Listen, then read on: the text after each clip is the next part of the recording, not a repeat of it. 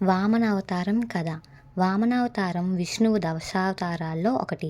ఈ అవతారంలో విష్ణువు వామనుడు అనే బౌనగ అవతారం ఎత్తాడు.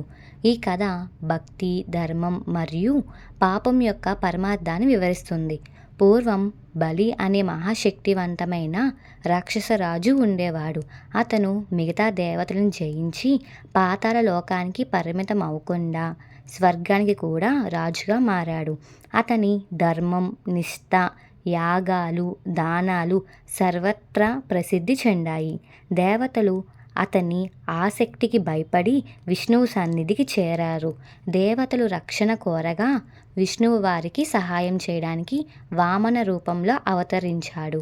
వామనుడు ఒక చిన్న బౌనిగా యజ్ఞం చేస్తున్న బలి మహారాజుకు వద్దకు వచ్చాడు.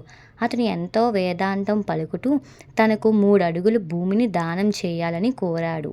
బలి తన దాన ధర్మంలో అపారమైన భక్తి ఉన్నవాడైనందున వెంటనే అంగీకరించాడు. వామనుడు తన వాస్తవ రూపాన్ని కలిగి విశ్వం అంతా ఆక్రమించి పెద్ద రూపంలో మారాడు. మొదటి అడుగుతో అతను భూమిని పూర్తిగా ఆక్రమించాడు. రెండవ అడుగుతో ఆకాశాన్ని ఆక్రమించాడు.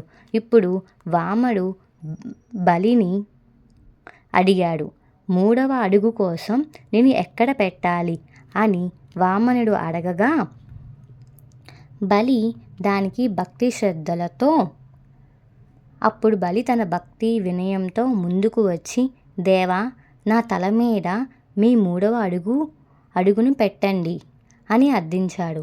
వామనుడు అంగీకరించి తన 3వ పాదాన్ని అడుగును బలి తలపై ఉంచాడు. బలిని పాతాళ లోకానికి పంపాడు. కానీ అతనికి సమానంతో అక్కడనే పరిపాలన చేసే అధికారం ఇచ్చాడు. ఈ కథ ధర్మం, భక్తి మరియు వినయం యొక్క శక్తిని తెలియజేస్తుంది. Please watch more videos, subscribe, like, share.